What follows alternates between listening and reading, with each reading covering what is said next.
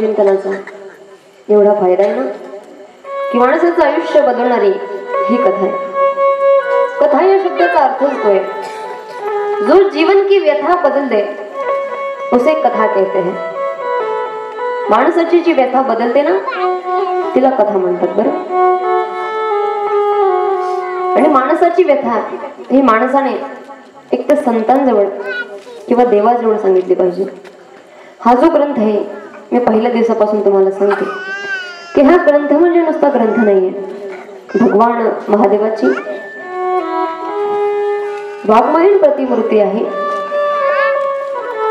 या ग्रंथाचं दर्शन आपण केलं तर अगणित पुण्य आपल्याला मिळणार आहे. ऐका ताई, आपण कालच्या सत्रामध्ये पाहिलं, कालची कथा श्रवण केली. त्या कथेमध्ये आपण पाहिलं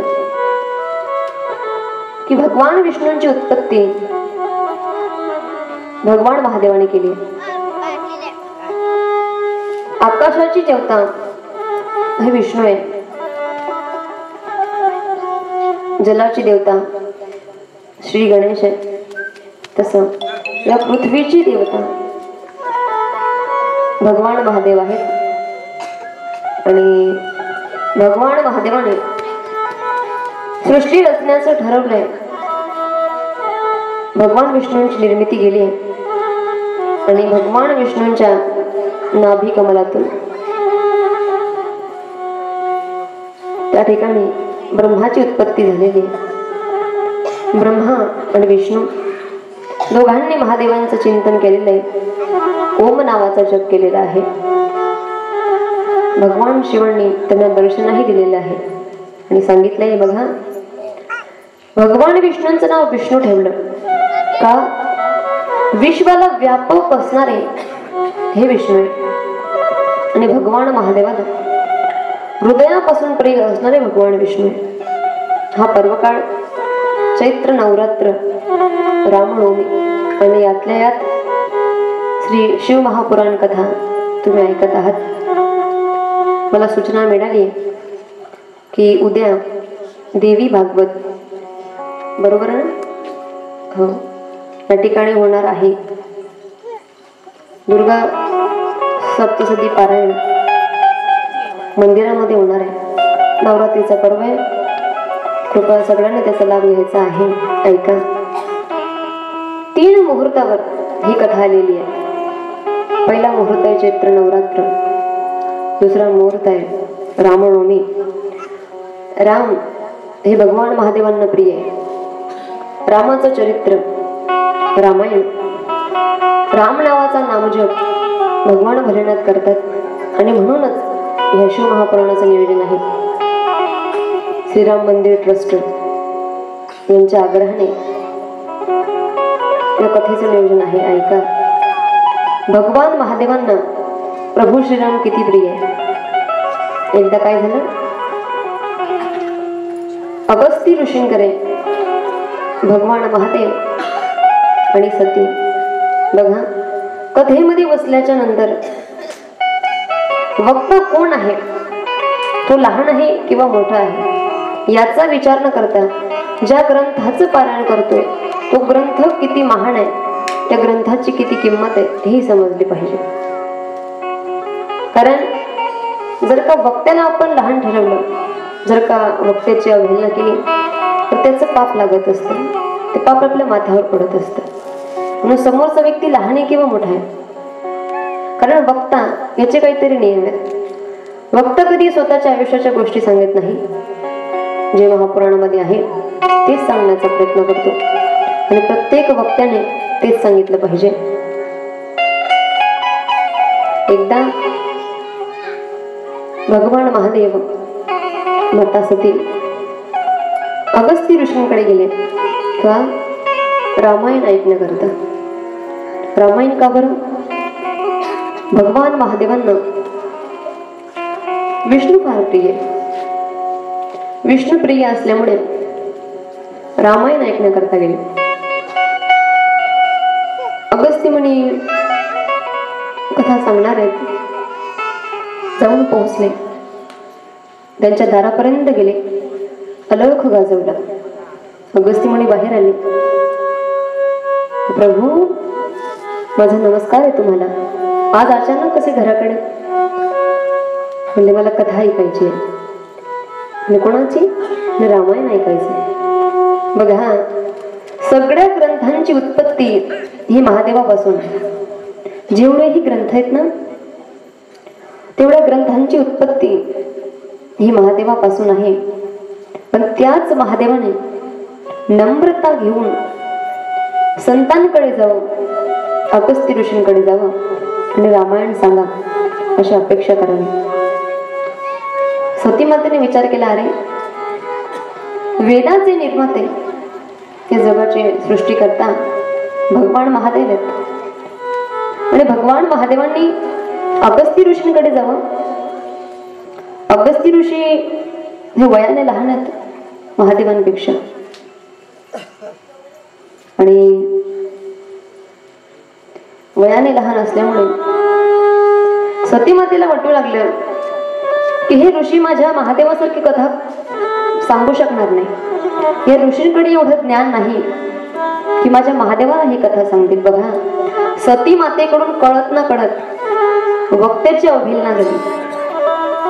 जो कथा सांगतोय ना त्याची अवहेलना झाली. यज्ञ भंग पडला आणि म्हणून भगवान महादेव आणि माता सतीचा वियोग घडला. याच्या मागे हे एक कारण आहे. कथा ऐकत असताना कथा कोण सांगतं याला महत्व नाही, पण काय सांगतं याला महत्व आहे. कोणाची कथा आपण ऐकतो याला महत्व आहे. भगवान महादेव आशुतोष आहे, काशी विश्वनाथ आहे, त्र्यंबकेश्वर आहे, सोमनाथेश्वर आहे.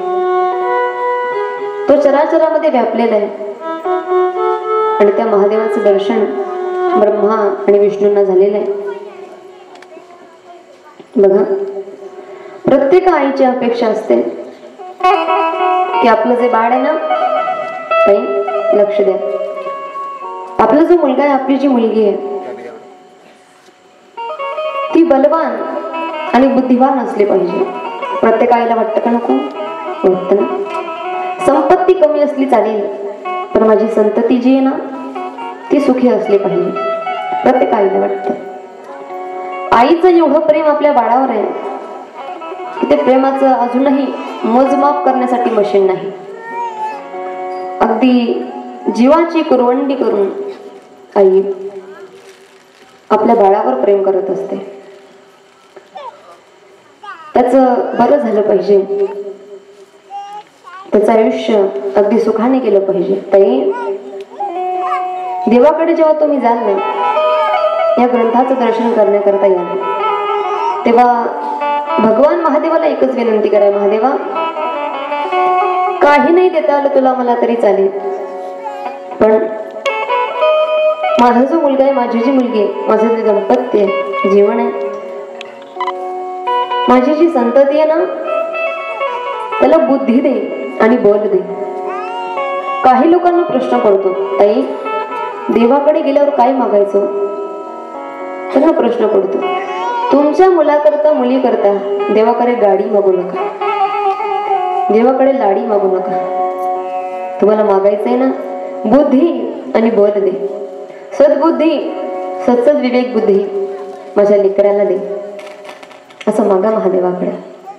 कारण तो उदार आहे, त्याच्याकडून जे मागितलं ते तो देत असतो. आपण आल्यावर हनुमंतरायांचं भजन घेतो. का घेतो बरं? हनुमंतराय ही बलाची देवता आहे आणि बुद्धीची देवता आहे. सांगू तुम्हाला, ज्यांचं शिवपुराण आपण ऐकतोय ना, त्यांचा 11वा रुद्र हे भगवान, हे श्री हनुमंतराय. अष्ट सिद्धि नवनिधि के दाता, असवर दीन जानकी माता, राम रसायन तुम्हारे पासा, सदा रघो रघुपती के दास. 8 सिद्ध्या ज्यांच्याकडे आहेत ते हनुमंतराय. ताई सांगू तुम्हाला, तुम्हाला असं वाटत असेल की माझ्या लेकराने बुद्धिवान झालं पाहिजे, याचा अभ्यासामध्ये चित्त लागलं पाहिजे, या देवाचं भजन धर्म देश हे कळलं पाहिजे, याने देवासमोर जाऊन 2 हात जोडले पाहिजे. असं जर वाटत असेल तुम्हाला, मला सांगा, माझा आवाज तुम्हाला येतोय का? स्पष्ट येतोय ना? वार्ड क्रमांक 2, वार्ड क्रमांक 3 येतोय माझा आवाज? हा, ऐका.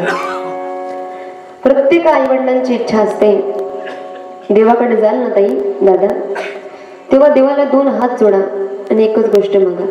आपण काय करतो? देवाला सांगतो, देवा मला सुखी ठेव. काय ठेव? सुखी ठेव. पण महाराज, ही सुख अशी गोष्ट आहे, ही फक्त भास होत असते, पण चिरकाळ टिकत नसते. ते म्हणाल, ताई जर जीवनामध्ये दुःख आलं तर काय करायचं, जीवनामध्ये सुख आलं तर काय करायचं? कधी कधी सुख येतं, कधी कधी दुःख येतं. तुम्हाला एकच वाक्य सांगेल ऐका, जीवन में कभी दुख आए तो उसे दवाई समझ के खा लेना. जीवन में कभी दुख आए तो उसे दवाई समझ के खा लेना, और अगर सुख आए तो उसे मिठाई समझ के खा लेना. आयुष्यामध्ये दुःख आलं ना तर असं समजा आपण औषधी घेतोय, कडू असते ना ती. हा, दुःख आलं तर म्हणा ही कडू आहे ना, ही औषधी सारखी. पण जीवनामध्ये जर सुख आलं, सुख ही एक भासणारी गोष्ट आहे. जसं मृगजळ असतं, हे दुरून भासतं पण असत नाही, तसं हे सुख आहे. मानलं तर सुख आहे, माना तो मौज आहे, वरना समस्या रोज आहे. मानलं तर रोज आनंद आहे, नाही तर रोज समस्या आहे. सुख मानता आलं पाहिजे. देवाकडे आपण मागतो, देवा मला सुखी ठेव. बघा, सुख दुःख ही गोष्ट आपल्या कर्मानुसार असते. म्हणून देवाकडे जाताना आपल्या लेकरा करता मागा की प्रभू संपत्ती नाही दिली चालेल, पैसा नाही दिला चालेल, जमीन जुमला नाही दिली तरी चालेल, पण माझं जे अपत्य, माझा जो मुलगा आहे, माझी जी मुलगी आहे ना, तिला बनवा, बुद्धिवान बनव. आणि महादेवांचा 11वा रुद्र अवतार हनुमंतर आहे. चारू जुग परताप तुम्हारा, हे प्रसिद्ध जगत उजियारा. साधू संत के तुम रखवारे, साधू संतांचे रखवारे हनुमंतर आहे. एक महाउपाय तुम्हाला सांगून जाईल या व्यासपीठावरून. तुम्हाला जर असं वाटत असेल आपल्या लेकराने बुद्धिवान झालं पाहिजे, सकाळी 6:30 वाजता आणि सायंकाळी 6:30 वाजता आपल्या लेकराला सांगा, हनुमान चालीसा आहे ना, त्याचा पाठ करा. किती वाजता? सकाळी 6:30 वाजता आणि संध्याकाळी 6:30 वाजता. बघा, 40 दिवसामध्ये ते लेकरू तुम्हाला स्वतःहून सांगेल. त्याचं चित्त लागणार नाही हनुमान चालीसा म्हटल्याशिवाय. कोणत्याही गोष्टीची सवय करायची असेल ना, याच्याकरता 40 दिवस द्यावे लागतात. आपल्या लेकराला सांगा, सकाळी 6:30 वाजता हनुमान चालीसा म्हणायला सांगा, सायंकाळी 6:30 वाजता हनुमान चालीसा म्हणायला सांगा. हनुमंतर आहे बुद्धीची देवता आहे. त्याला सत्य विवेक बुद्धी, योग्य काय अयोग्य काय, चांगलं काय वाईट काय. कारण लेकरं आता सध्या आई वडिलांचं ऐकत नाही.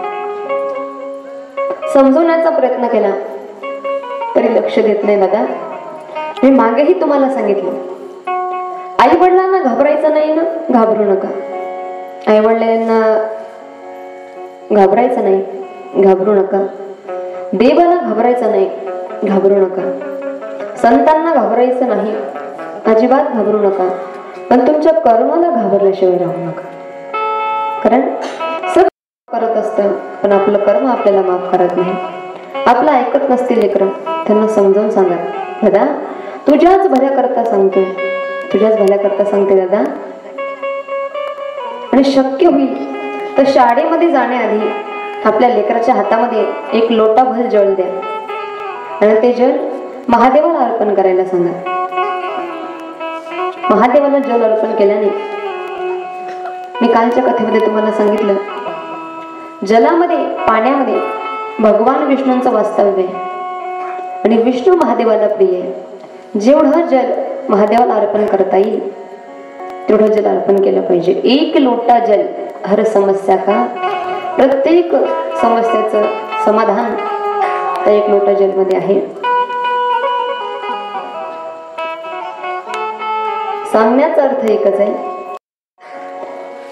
काहीही करून आपल्या लेकराला धर्माकडे वळवा. धर्म काय हे त्याला शिकवा. कोण छत्रपती संभाजी महाराज हे त्याला सांगा, कोण भगवान महादेव हे त्याला सांगा, कोण आहे छत्रपती शिवाजी महाराज हे त्याला समजावून सांगा. कारण भगवद्गीता 6 शास्त्र आणि 18 पुराण,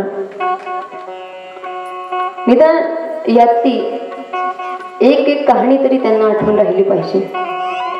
धर्माकरता लढणारे हे लोक आणि आपला सनातन हिंदू धर्म याची जोपासना झाली पाहिजे. आज पिंपरुड गावामध्ये या कथेचं नियोजन आहे. महाराजजी, या कथेचं एकच म्हणणं आहे, या कथेतून एकच सांगणं असेल मला. आज ही कथा नुसतं रामनवमी पर्वावर होत नाही, तरी या कथेमुळे धर्माची जोपासना होते. सनातन हिंदू धर्म की जय. ज्या हिंदू धर्मामध्ये राहतो ना त्या धर्माची जोपासनाच केली जाते. खरं तर ज्या तरुण बांधवांनी हे भव्य दिव्य कथेचं नियोजन केलंय त्यांच्याकरता एकदा जोरदार टाळ्या झाल्या पाहिजे. आज हजारो लोकांपर्यंत ही लाईव्ह कथा जाते. तुमचे जागर भक्तीचा हे युट्यूब चॅनल, त्याच्या माध्यमातून हजारो लोक, लाखो लोक कथा ऐकतायत. कथा ज्ञान यज्ञ, ज्ञानाचं दान ही पिंपरुड नगरी करते आणि पिंपरुड नगरीकडून ज्ञानाचं दान होतंय. या कथेतून जास्त नाही, जरी 10 लोकांनी जरी मनामध्ये विचार केला की माझा धर्म सांभाळेल, माझं धर्माचं रक्षण करेल, तर नक्कीच याचं फळ मिळण्याशिवाय राहणार नाही. आणि ज्यांनी या कथेचं नियोजन केलंय त्यांना नक्की याचं फळ मिळेल. आपण कालच्या सत्रामध्ये पाहिलं की भगवान शिवांनी ब्रह्मदेवांना आणि विष्णूंना तप करायला सांगितलं. 1000 वर्ष झाली तप करून, पण जे ब्रह्मदेव आहेत ना त्यांना प्रश्न पडला. ते भगवान विष्णूंकडे गेले आणि सांगतात, विष्णू, आपण तप तर करतोय, तपस्या करतोय, जाप करतोय, पण काहू तुमचे पिता कोण, माझे पिता कोण, कोण कोणाचा पिता आहे, कोण कोणाचा मुलगा आहे. विष्णू म्हणाले, बघा, माझ्या नाभी कमलातून तुमचा जन्म झालाय, म्हणजे मी तुमचा पिता आहे आणि तुम्ही माझे मुलगा आहात. ब्रह्मदेव म्हणले, वयाने मी वयोवृद्ध दिसतो, कारण ब्रह्मांचं आपण काल दर्शन केलं. दाढी पांढरी, हातामध्ये वेद आहेत आणि 60-65 वर्षाचे जसे दिसतील बाबा त्या प्रकारे त्यांचं वय आहे. आणि भगवान विष्णूंचं वय 25-30 वर्षाचे तरुण जसे असतात ना तसं वय. ब्रह्माने सांगितलं, अहो मी तुमच्यापेक्षा वयाने जास्त दिसतो, म्हणजे याचा अर्थ मी तुमचा पिता आहे आणि तुम्ही माझे पुत्र आहात. विष्णूंना प्रश्न पडला. विष्णू म्हणाले, ब्रह्मा, हे काय तुम्ही बोलत बसलात? महादेवांनी जे सांगितलंय ना, तप करा, आपण तप करूया. ब्रह्मदेवाने ऐकलं नाही. ब्रह्मदेव म्हणाले,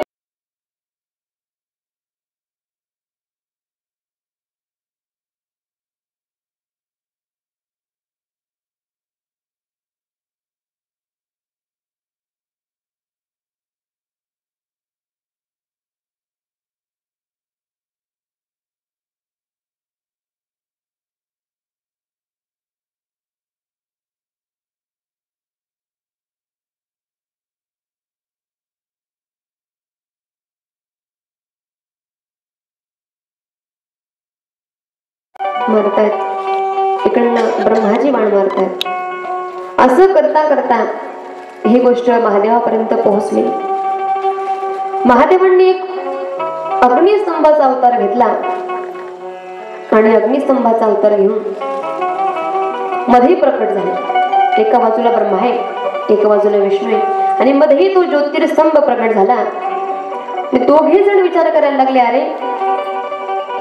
हा ज्योतिस्तंभ काय असावा, हा कुठून निर्माण झाला? ब्रह्माजी म्हणाले, बघा विष्णू, या ज्योतिर्स्तंभाचा अंत कुठे आहे, शेवट कुठे आहे, हे जर का तुम्ही शोधलं तर तुम्ही पिता, आणि या ज्योतिर्स्तंभाचा आरंभ कुठे आहे हे जर का मी शोधलं तर मी पिता, आणि जर का तुम्ही याचं शेवट शोधू शकला नाही तर तुम्हाला पुत्र म्हणून माझी आज्ञा पाडावी लागेल. म्हणजे चालेल, जमलं. भगवान विष्णूंनी अवतार घेतलं सुकराचं आणि अग्निस्तंभाचा अंत शोधण्याकरता खाली गेले, खालच्या भागामध्ये. आणि भगवान ब्रह्मा यांनी अवतार घेतला हंसाचं आणि अग्निस्तंभाचा प्रारंभ कुठून आहे, सुरुवात कुठून आहे हे पाहण्याकरता वर गेले. भगवान विष्णू खाली आले, भगवान ब्रह्मा हे वरच्या दिशेने. वरच्या दिशेने असताना विष्णूंना प्रश्न पडला, अरे आपल्या आराध्य महादेव आहेत, महादेवांनी आपल्याला सांगितलंय तप करा, आणि तप सोडून आपण हे काय करतोय? भगवान विष्णू परत आले. ब्रह्मदेवाने विचार केला की आपण तप केलं पाहिजे, पण ब्रह्मदेवाने मनामध्ये ठरवलं की जर का भगवान विष्णूंना याचा अंत सापडला नसेल तर आपण खोटं बोलूया. मग खोटं जर बोलायचंय, एखादी गोष्ट जर पटवून द्यायची तर त्याच्याकरता साक्षीदार लागत असतो, बरोबर आहे? हा, कोर्टामध्ये केस जिंकण्याकरता चांगला वकील पाहिजे, तसं साक्षीदारही चांगला पाहिजे. ब्रह्मदेवांना त्या अग्निस्तंभाचा प्रारंभ कुठून आहे हे माहिती नाही, पण खोटं बोलले आणि त्या खोट्या गोष्टीची साक्ष केतकीच्या फुलाला द्यायला सांगितली. त्या केतकीच्या फुलाला म्हणाले, मी ब्रह्मा आहे, मी या सृष्टीचा रचयिता आहे, तुला सगळ्या फुलांमध्ये मी श्रेष्ठ पद देईन, तुला प्रत्येक देवतेच्या पूजेमध्ये मी जागा देईल, फक्त तुला माझ्या या गोष्टीची खोटी साक्ष द्यावी लागेल. केतकीचं फुल माहिती आहे ना? केतकीचं फुल महादेवाला अर्पण होत नाही, महादेव ते स्वीकारत नाही, आणि चुकूनही केतकीचं फुल महादेवाला अर्पण करू नये. का? ऐका. ब्रह्मदेवाने खोटी साक्ष द्यायला सांगितली. ब्रह्मदेव खाली आले. विष्णू उदास चेहरा करून बसलेले होते. ब्रह्मदेवाने विचारलं, विष्णू अंत सापडला? आता भगवान विष्णू म्हणाले, मी सत्य सांगतो. काय म्हणाले? मी खरं सांगतो, मी सत्य सांगतो, मी या अग्निस्तंभाचा अंत पाहिला नाही. भगवान विष्णू खरं बोलले, सत्य बोलले, म्हणून त्या अग्निस्तंभातून आकाशवाणी झाली, हे विष्णू, हे विश्वव्यापक, मी महादेव तुमच्यावर प्रसन्न आहे, कारण तुम्ही सत्य बोललात. तुम्ही सत्य बोललात ना, म्हणून तुमची उपासना या जगामध्ये सत्यनारायण म्हणून केली गेली. आपण सत्यनारायणाची पूजा करतो ना. पंडित प्रदीप मिश्रा यांनी या सत्यनारायणाची कथा सांगितली की ज्या दिवशी भगवान विष्णू त्या स्तंभाच्या बद्दल खरं बोलले, सत्य बोलले, त्या दिवसापासून त्यांचं नाव सत्यनारायण होतं. सत्यनारायणाची पूजा, भगवान विष्णू सत्य बोलतात, महादेवाला आनंद झाला. आता बघा, अग्निस्तंभातून जर का आकाशवाणी झाली तर भगवान ब्रह्मांना सांगायला पाहिजे होतं ना, की हे कोणीतरी आहे जे खरं खोटं यातला धडका आहे. काही लोक सहज खोटं बोलून जातात, पण त्यांना हे माहिती नाही की आपण ज्याच्याशी खोटं बोलतोय त्याला आपलं सगळं गणित माहिती. ब्रह्मा विष्णू भगवान खरं बोलले, पण जे ब्रह्मदेव ना त्यांनी सांगितलं, हे विष्णू मी या अग्निस्तंभाचा आरंभ, या अग्निस्तंभाची सुरुवात कुठे हे मी पाहिलंय, आणि याला साक्ष आहे कीर्तीचं फूल, हे कीर्तीचं पुष्प. त्या अग्निस्तंभातून आकाशाने झाले हे ब्रह्मा, भगवान मध्ये कोणतेच झाले. महादेवांना सगळं आवडतं पण खोटं आवडत नाही ना. महादेवाकडे गेली पदार्थ पसरला, देवाकडे जे आहे ना ते सत्य सांगा. महादेव सत्य स्वीकारत असतात, महादेवांना खोटं आवडत नाही. भगवान खोटं बोलले, महादेवांना राग आला, रुद्र अवतार धारण केला आणि बोलले, हे ब्रह्मा तुम्ही खोटं बोलत आहात. ज्या मुखाने तुम्ही खोटं बोलला ते मुख तुमच्या घरापासून वेगळं केले, ते धड तुमच्या घरापासून जे मुख खोटं बोलले ना ते मुख बाजूला केलं जाईल. मी तुमच्यावर क्रोधित आहे आणि हे कीर्तीच्या फुला बघा. महादेवाला कीर्तीचं फुल का चढत नाही ऐका. तू फक्त मान मिळावा, सन्मान मिळावा, तुझ्या फक्त खोटं बोललास ना तुझी पूजा सगळे ते स्वीकार केली, पण माझ्या पूजेमध्ये तू चालणार नाही. भगवान महादेवाला खोटं बोलणं चालत नाही, लबाडी नाही. जे खरं आहे त्याच्याकडे मांडा, जे खरं आहे आपल्याला, जे दुःख आहे, जे यातना आहे, जे संकट आहे ना ते खरं महादेवाकडे मांडा, तो निवारण करतो. बघा 2 दिवसापासून आपण कथा श्रवण करतोय. आपली शेजारची म्हणून दिसेल बाई 2 दिवस झाले तुझं संसाराकडे लक्ष नाही. श्रीराम मंदिर ट्रस्ट ज्यांनी त्याच्या कन्सेप्ट विशेष केले कीर्तनही कथा करत आहे आणि कीर्तनही कथा करत असताना ऊन सुटलं, तुला त्या घटनेत जावं असं वाटतं, तुला त्या कथेमध्ये बसावं असं वाटतं. 7:30 वाजले की मनातली इच्छा निर्माण होते की आता कथेला सुरुवात होणार. बाई तुझं काय आता घराकडे लक्ष नाही, आता महादेवाकडेच लक्ष आहे. माणूस मनामध्ये विचार करता नाही, खरं ही गोष्ट आपण थोडं जास्त महादेवाची सेवा करतो नाही का. भगवान महादेव हे प्रत्येकाला पर्यंत बोललो नाही बरोबर. ज्याच्या भाग्यामध्ये, ज्याच्या पुण्यामध्ये, ज्याच्याकडे पुण्याचा साठे ना त्याला महादेव बोलवत असतात. जो सत्य आहे तोही पर्यंत येत असतो. ज्याच्या मनात चुकीची भावना आहे, देवाबद्दल श्रद्धा नाही ना तो व्यक्ती पर्यंत येऊ शकत नाही. ज्याच्या मनामध्ये महादेवाने भक्तीची ज्योत पेटवली, ज्याच्या हृदयामध्ये महादेव विराजमान आहे ना तोच व्यक्ती पर्यंत येऊ शकतो. तुमचं भाग्य उतरायला आहे. ब्रह्मा खोटं बोलले आणि खोटं बोलल्याच्या नंतर भगवान महादेवांना राग आला. आपली जी भोवळी आहे महादेवाची भोवळी, ती भोवळीवर मोठं फिरवला आणि तिथून एक व्यक्ती निर्माण झाला आणि त्याचं नाव ठेवलं भैरव. बोलो भैरव भगवान की जय. भोवळीतून महादेवाचा भैरवाचा अवतार आकाराने छोटे भैरव. भैरवांना आदेश दिला की ह्या महादेवांनी ज्या मुखाने खोटं बोललेलं आहे ते मुख धडापासून वेगळं करा. भैरवाने आपली करंगडी असते ना त्या करंगडीच्या नाखाली ब्रह्मदेवाचं जे मुख होतं ते उडवलं आणि ते उडवलेलं मुख ज्या दिशेने खाली पाहत गेलं, लुडकत गेलं, तर त्या लुडकल्यामुळे तिथे घंटे निर्माण झाले आणि तिथे नदी तयार झाली. त्या नदीचं नाव कर्मनाशा नदी. त्या नदीतलं पाणी सर्वसामान्य व्यक्ती पिईल. सर्वसामान्य व्यक्ती जर का त्या नदीतलं पाणी पिला तर जेवढे चांगले कर्म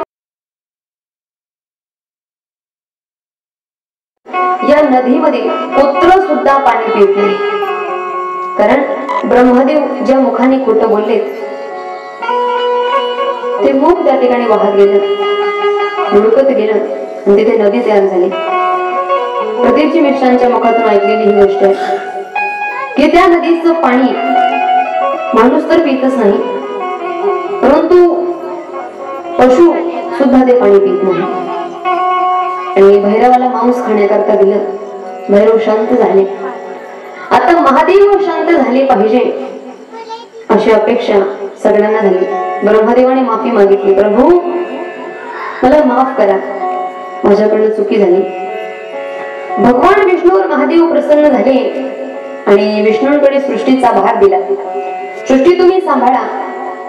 आणि क्रोधस्थमान महादेव क्रोधिमान झालेले तांडव करतायत, अतिशय क्रोध आलेला आहे. हातामध्ये त्रिशूळ आहे, जटा मोकळ्या केलेला आहे. का तर ब्रह्मदेव खोटं बोलले. महादेवाला सगळं आवडतं, खोटं बोलायला आवडत नाही. ब्रह्माला पश्चाताप होतोय की माझ्याकडून खोटं बोललं गेलं. प्रभू आता शांत व्हा, आता शांत व्हा, आता शांत व्हा मित्र. महादेव शांत व्हायला तयार नाही. त्यावेळेस भगवान ब्रह्मा विष्णू देव देवता भगवान महादेवांची स्तुती करताय. आणि एक सुंदर भजन आपण घेणार आहोत. भगवान महादेवांची स्तुती आपल्याला करायची, जागेवर उभं राहायचंय आणि सगळ्यांनी आनंद घ्यायचाय. सगळ्यांनी एकदा जागेवर उभं राहा.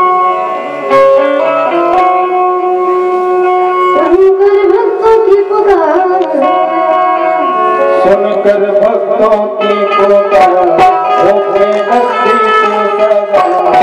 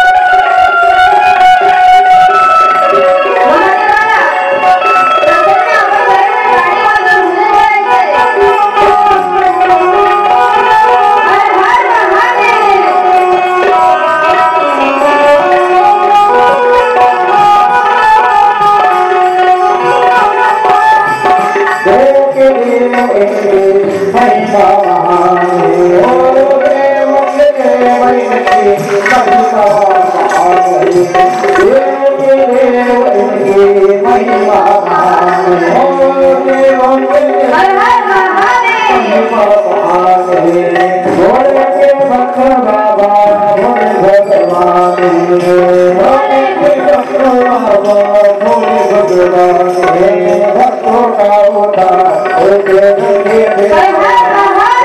भक्तों का उद्धार हो गए नंदी काशी नगरी से आए हो गए नंदी पे सवार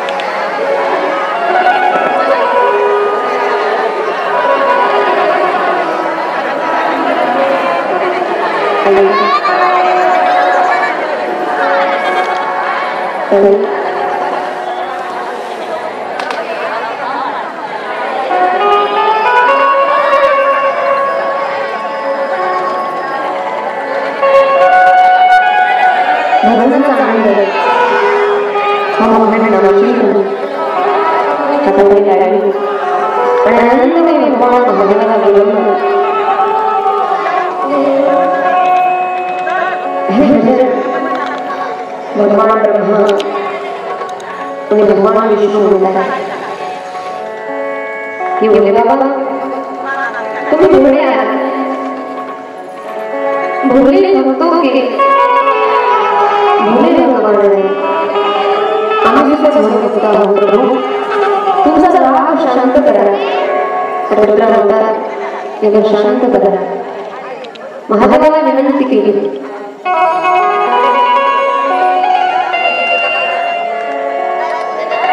महादेवाने हात जोडले ओम मृत्युंजय रुद्रा नीलकंठाय शंभवे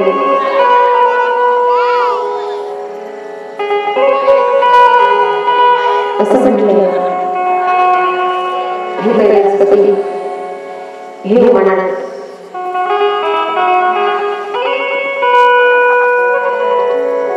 हे विष्णुश्वर हे विश्वनाथ शांत रहा भगवान महादेव शांत झाले महादेवाला टाळी वाजवून भजन करताना खूप आवडतं त्याला जर का हाक मारली तर तो धावून येतो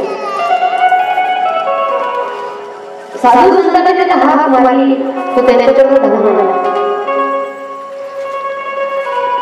काहींनी हाक मारली, काहींनी हृदयामध्येच बंद केला बघून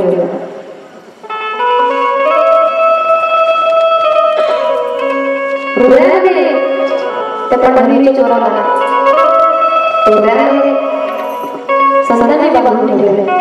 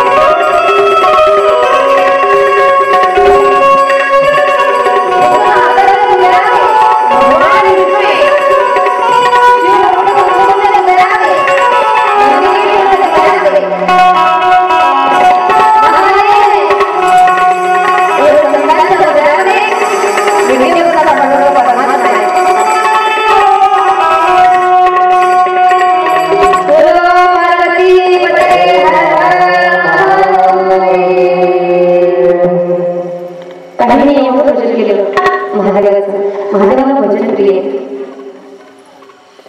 जेव्हा भजन महादेवाचं करत आहे थोडं माणसाने केलं पाहिजे. कारण कमलमुख राम भजन कोरिया हे जे वाक्य ना हे देवाचं भजनात उतरले, देवाचं नामचिंतन करत गेले. ब्रह्मा विष्णू भजन करत आहेत. महादेव शांत झाले. महादेवांनी सांगितलं विष्णू तुमच्यावर मी प्रसन्न आहे. सृष्टीचा भाग सांभाळा आणि ब्रह्मा झालेली शिकत मला भेटली. तुम्ही सृष्टीची निर्मिती करा. बघा या पवित्र शिवपुराणामध्ये एक उपाय आलेला आहे. त्यामध्ये काही लोकांचा प्रश्न येत आहे आम्हाला नोकरीमुळे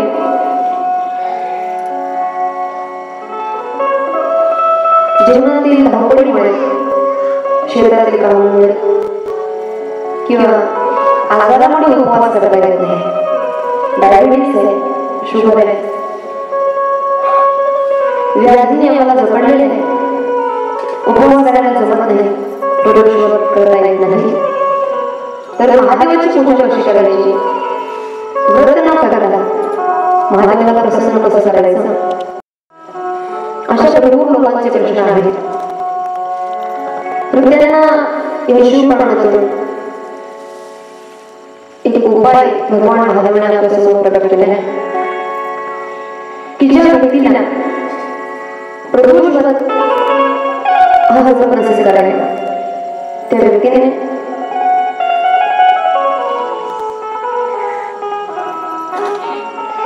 जी शिवपेठ आहे जिथे पाणी वाहते, शिवपेठ तुम्हाला मी काल दाखवलेली होती, ती आजही तुम्हाला दाखवते. कुठून पाणी वाहतं, जिथे महादेवाचे चरण आहे ना, ही शिवपिंड आहे. हे भगवान महादेव आहेत. इकडे भगवान गणेश, इकडे कार्तिकेय, बाजूला माता पार्वती आहे. हे भगवान महादेव आहेत आणि त्यांच्यावर जटाधारी आहे.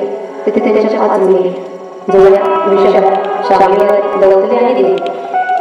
त्या 5 मुली महादेवांना दिली आणि ही जी अशोक सुंदरी महादेवांची मुलगी, तिच्या बाहेरून जे पाणी आपण जे अर्पण केलेलं असतं जल, ते जल असतं. ज्यांना उपवास करायला जमत नाही त्यांनी ते पडणाऱ्या जलाकडे आपला उजवा हात आहे ना, तो लावायचा आहे आणि ते दिली श्री शिवाय नमस्तुभ्यं किंवा ओम प्रथमं यजामहे सुगंधिं पुष्टिवर्धनम् उर्वारुकं वदनात् उत्तरोक्षणं महामृत्युंजय मंत्र किंवा ओम नमः शिवाय हे 3 वेळा म्हणायचे आहे. आणि आपल्या मनातील इच्छा ती प्रकट करायची. श्रद्धायुक्त अंतःकरणाने हा उपाय करायचा आहे आणि ते जल प्राशन करायचं आहे. असं रोज करण्याचा प्रयत्न करा आणि शक्य होईल तर रोजच्या दिवशी महादेवाचं सायंकाळच्या वेळी पूर्ण दिवसही नाही आणि पूर्ण रात्रही नाही अशा वेळेस दर्शन घ्यायचे. नाही जरी उपवास केला तर त्याचा फळ आपल्याला मिळणार आहे. उपवास शब्दाचा अर्थ काय सांगू तुम्हाला. उपवास हा अन्नाचा करायचा नसतो. उपवास हा पाण्याचा करायचा नसतो. उपवास अन्न खात नाही, पाणी पित नाही असा करायचा नसतो. उपवास करायचा आहे ना, आज दिवसभरामधून कोणाचं हृदय मी दुखवणार नाही याचा उपवास करा. उपवास करायचा आहे आज दिवसभरामधून. जो माझ्या दारापुढे येईल त्याला मी अन्न आणि पाणी पाजणार आहे असा उपवास करायचा. अन्नदानाचं महत्व अगणित आहे. उपवास करायचा आहे ना, आज दिवसभर गावामध्ये जेवढे मंदिर आहेत तेवढ्या मंदिरांची साफसफाई मी करेल असा उपवास करा. अन्न आणि पाणी सोडून आपण जर काही एखाद्याचे हृदय दुखवत असाल, महादेवाची सेवा करत नसाल, देवाची सेवा करत नसाल, ग्रंथाचं पारायण करत नसाल, ग्रंथ श्रवण करत नसाल तर तुमच्या उपवासाचा काही फायदा नाही.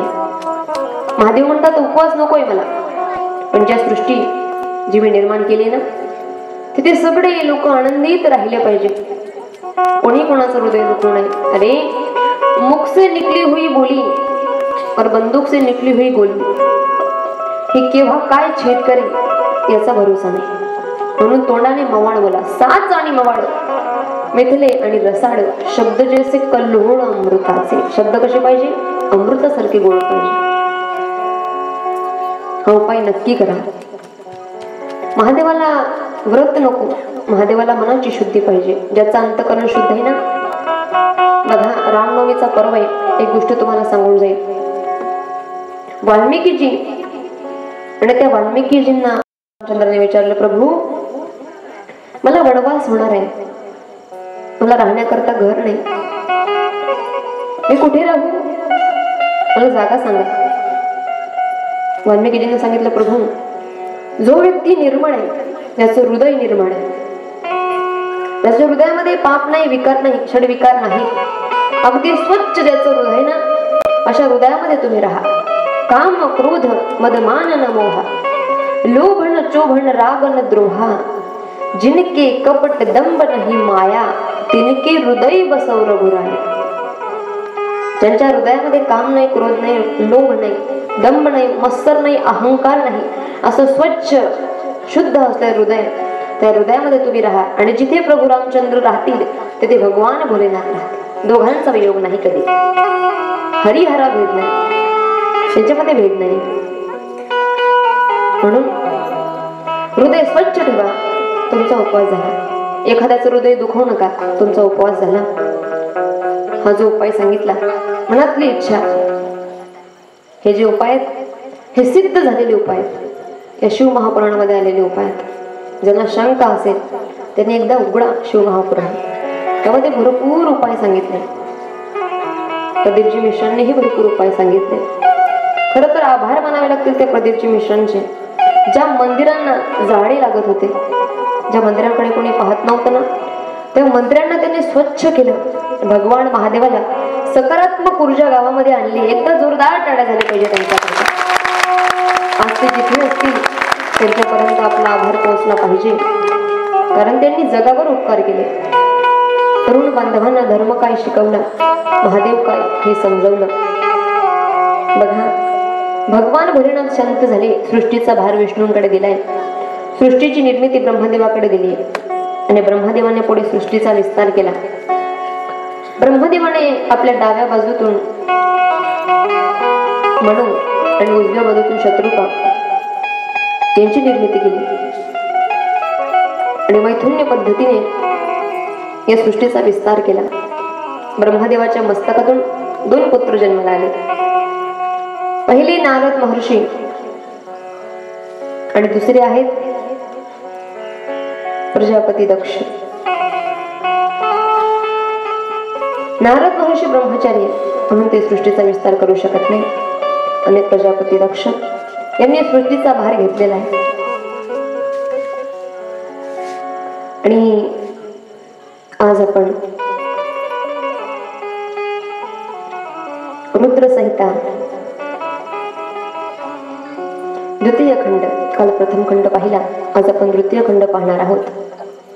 आणि या द्वितीय खंडामध्ये प्रवेश करत असताना हे जे प्रजापती दक्ष आहेत यांना ब्रह्मदेवांनी आदेश दिला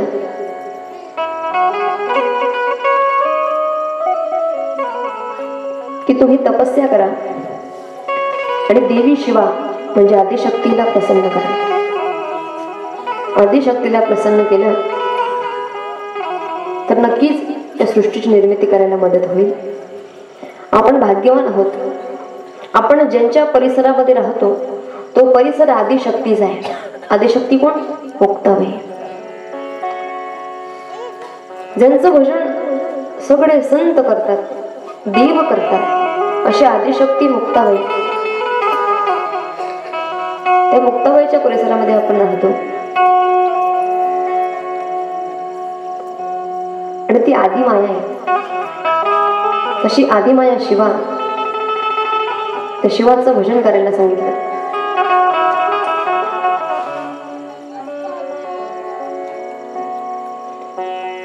प्रजापती दक्ष यांनी भगवान महादेव यांची पत्नी असणारी आदिशक्ती शिवा यांची तपस्या केलेली आहे. आणि ती तपस्या पाहून शिवा प्रसन्न झालेली आहे, आदिमाया प्रसन्न झालेली.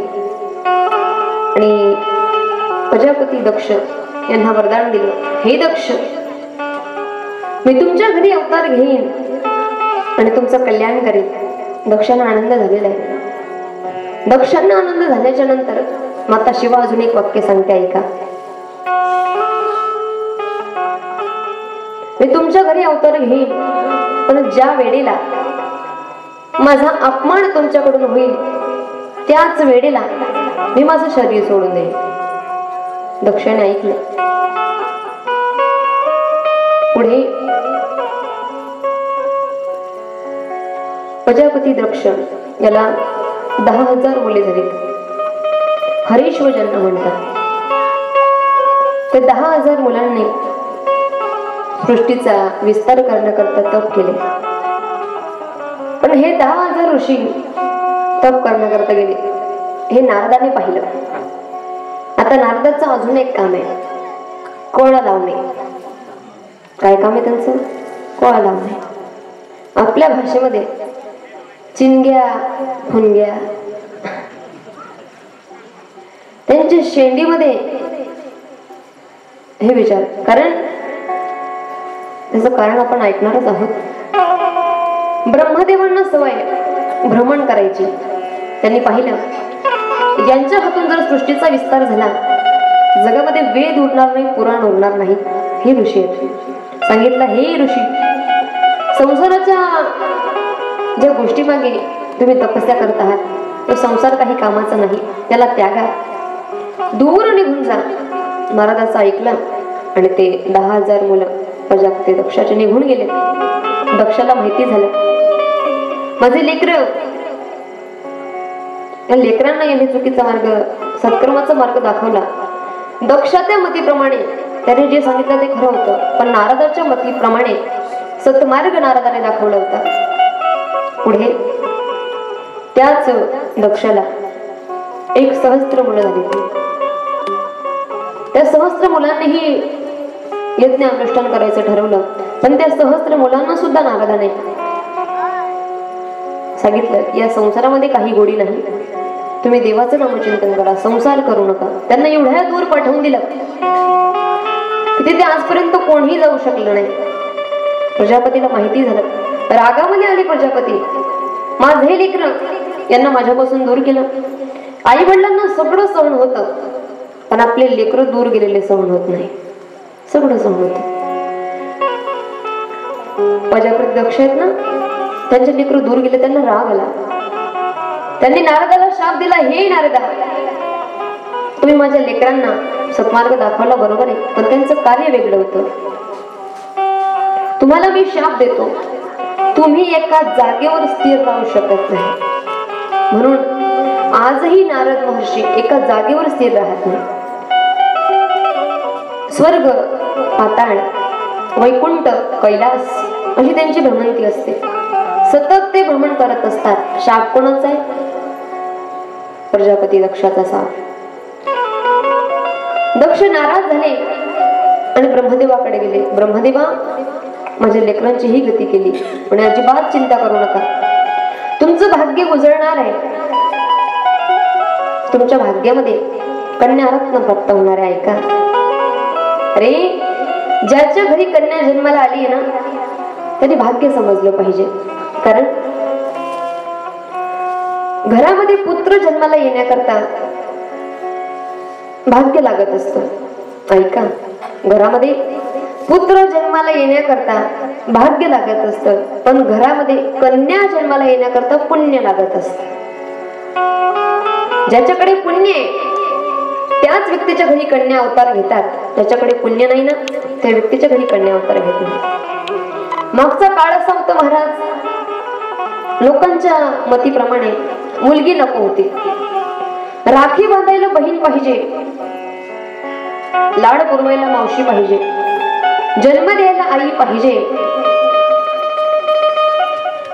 गोष्टी सांगायला आजी पाहिजे, लग्न करण्याकरता पत्नी पाहिजे,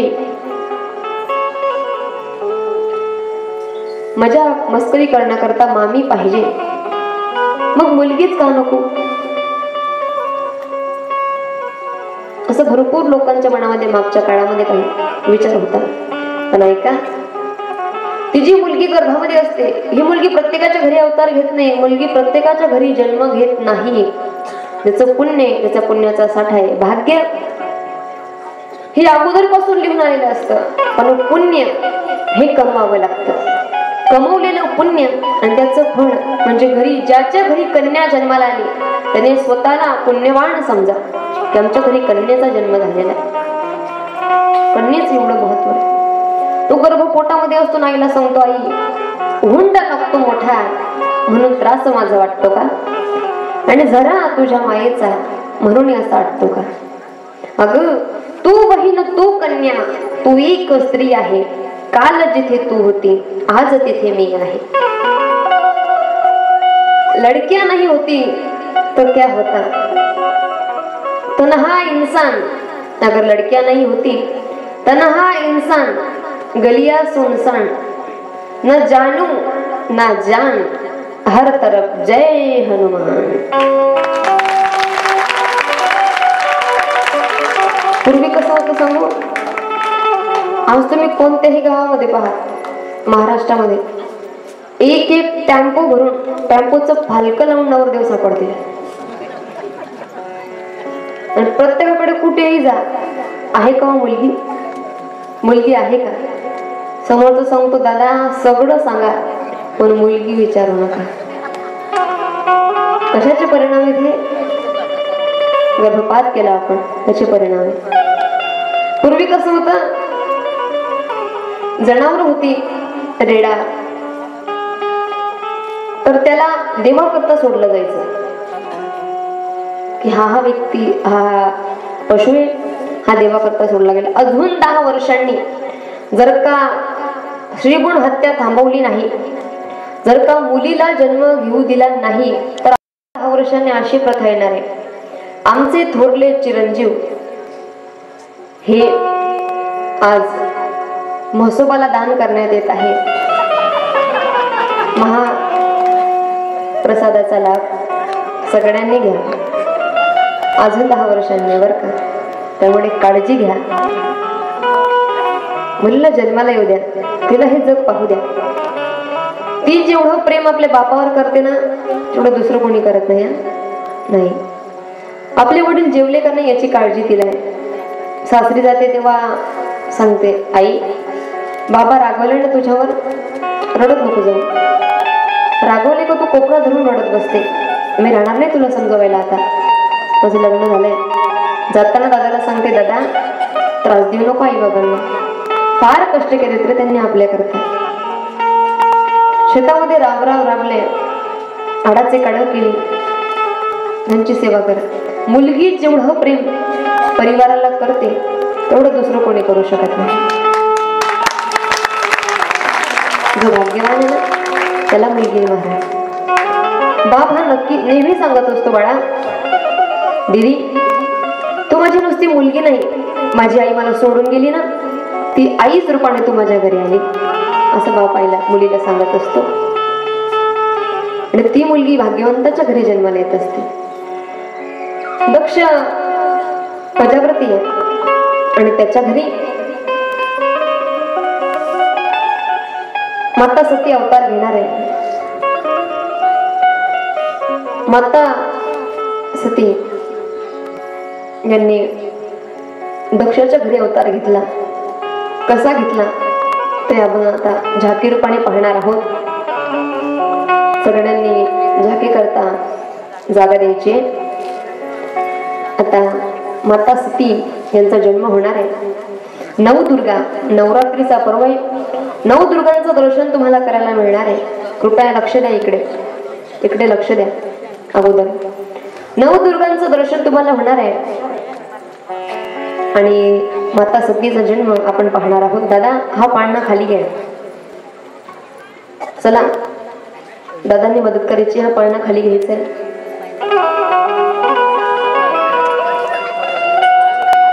आणि जे गोड पदार्थ ज्यांनी आणले असतील, टॉफीज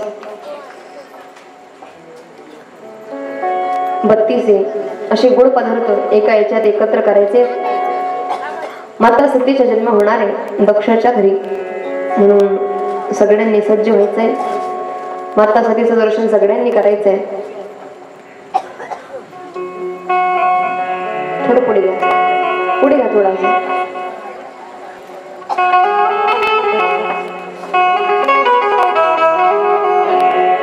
तोपर्यंत आपण एक भजन घेऊ.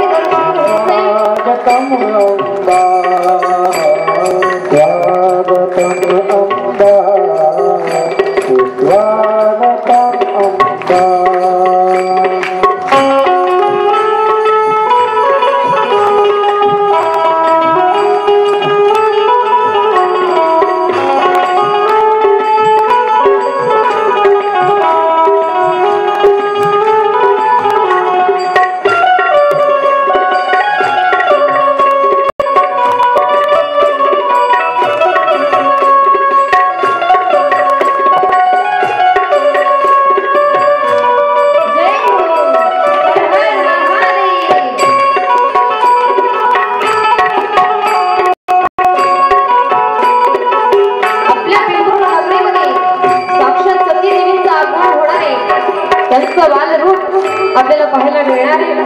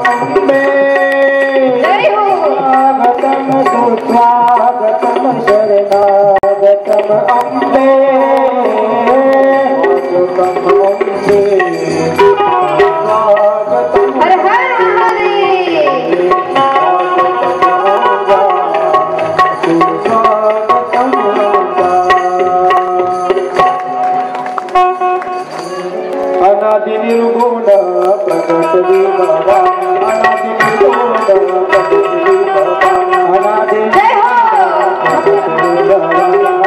शक्तीच दर्शन आपण करायचंय महिषासुर मर्दाला दाखवणे महिषासुर मर्दाला दाखवणे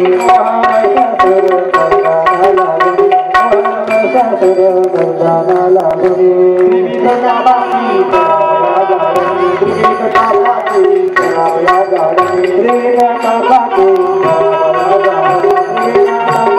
जय हो जगदंबेमया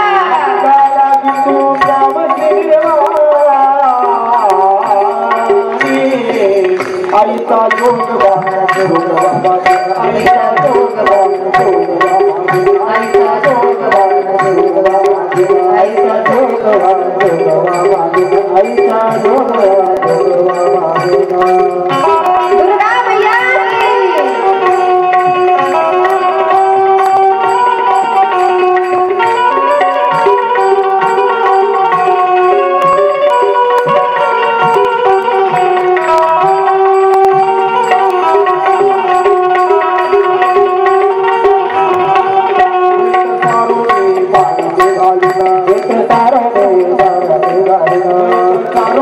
सती मातेला आणायचंय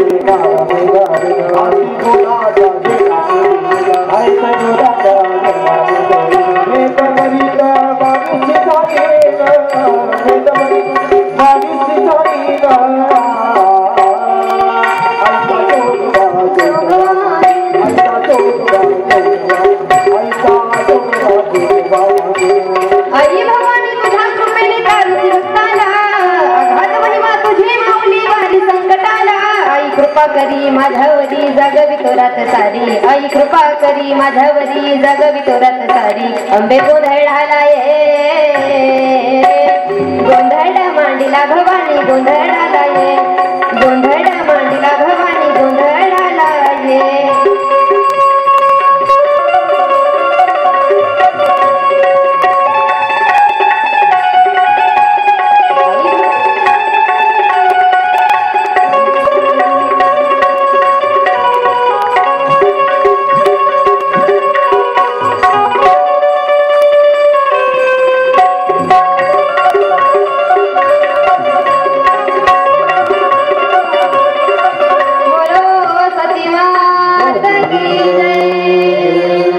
बाळाला पाण्यात टाकायचंय आता पाणी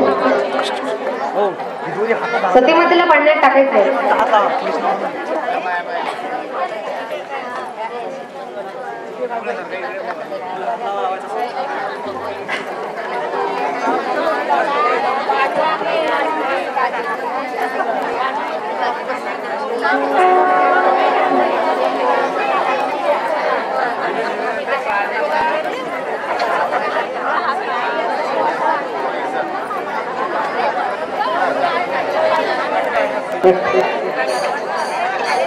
हलके हलके जोरवा देवांनी थोडे खाली उतरा सगळ्या देवीने खाली उतरा आणि हलवा देवीने मला आणायचं आहे हलके जोरवा देवीचा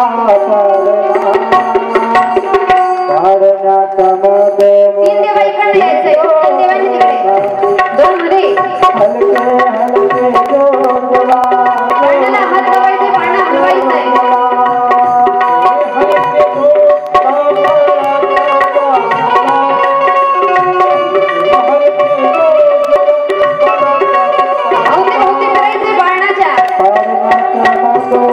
फिरता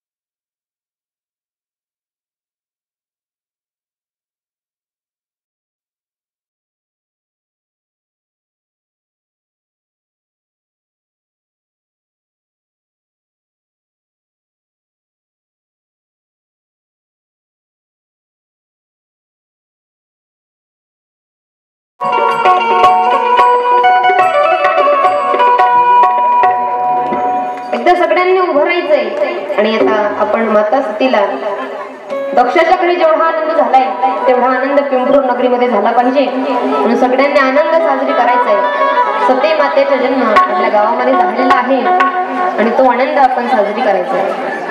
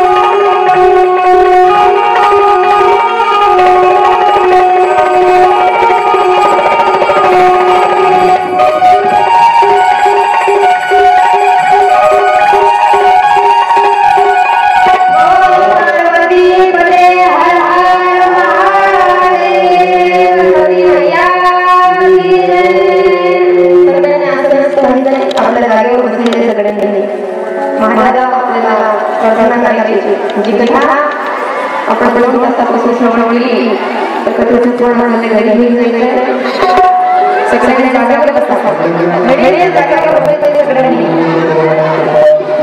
शिस्तीने काम करा जागेवर बसायचं सगळ्यांनी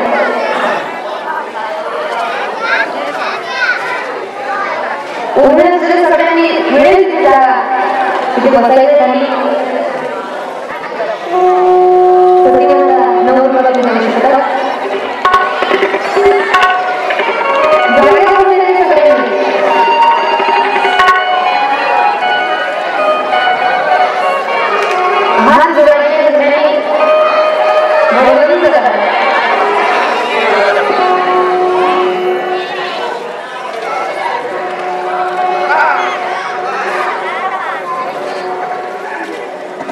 कृपया सगळ्यांनी खाली बसायचे जागेवर मिळेल ती जागा तिथे बसायचे हात जोडत असल्याने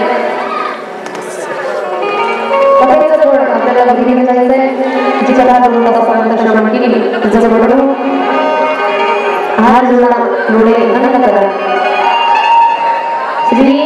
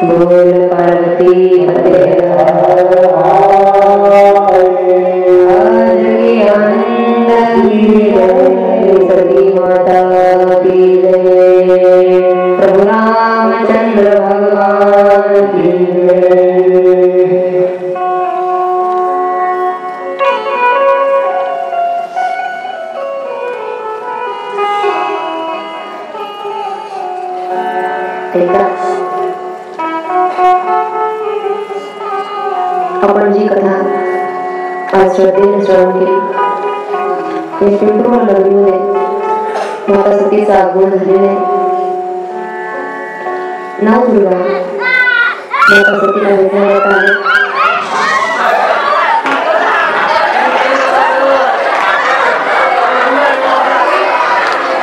जय शिव शिव बोलो जय महादेव बोलो जय शिव शिव बोलो जय महादेव बोलो जय शिव शिव बोलो जय महादेव बोलो जय शिव शिव बोलो जय महादेव बोलो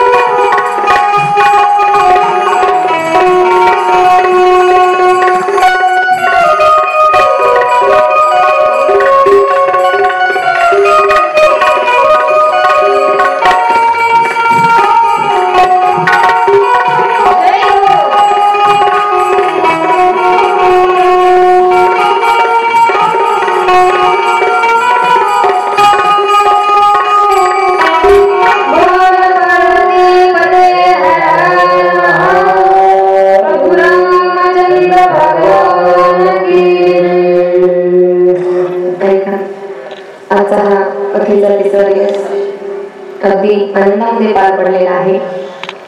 माता सतीचा जन्म झालेला आहे. उद्या सगळ्यांनी एकत्र येताना पिवळं वस्त्र धारण करायचं, पिवळी साडी, पिवळा कुर्ता. कारण उद्या माता पार्वती आणि भगवान भोलेनाथ यांचा विवाह त्या ठिकाणी होणार आहे.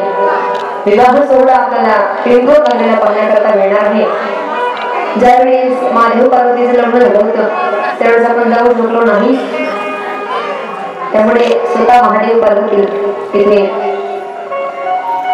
येणार आहेत. लग्न सोहळा कृपया नवरीचे मामा आणि नवरदेवाचे मामा, महादेवाचे मामा आणि पार्वतीचे मामा यांनी सावध राहायचंय. आज हळद होईल आणि उद्या लग्न असेल. त्याच्यामुळे सगळ्यांनी उद्या येताना पिवळं वस्त्र धारण करा. सोबत लग्न करता जसा टाक आणतो तसा टाक आणा, आहेर आणतो तसा आहेर आणा. कृपया भांड्यांचे आहेर आणायचे.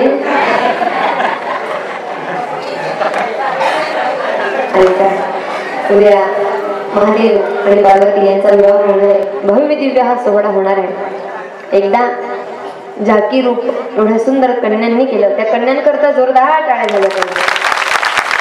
बोलो सती मात की जय, नवदुर्गा की जय. पवित्र नवरात्रीच्या पर्वामध्ये आपण देवींचं दर्शन केलेलं आहे. उद्या अशाच संख्येने आपण महादेव पार्वती यांचं लग्न होईल. त्या सोहळ्याकरता यायचंय. ध्यानात ठेवा, येताना सगळ्यांनी पिवळं वस्त्र धारण करा. पण पिवळी साडी, पिवळा कुर्ता, पिवळं वस्त्र धारण करायचंय. आणि लग्नाकरता सगळ्यांनी आवर्जून उपस्थित राहा. लग्न झाल्यावर श्रीराम मंदिर ट्रस्ट यांच्याकडून भोजनाचा कार्यक्रम आहे. जेवणाचा वास घेतल्याशिवाय कोणी घरी जाऊ नका. नुसता वास घ्यायचा, सुगंध घ्यायचा. चला आरतीचे यजमान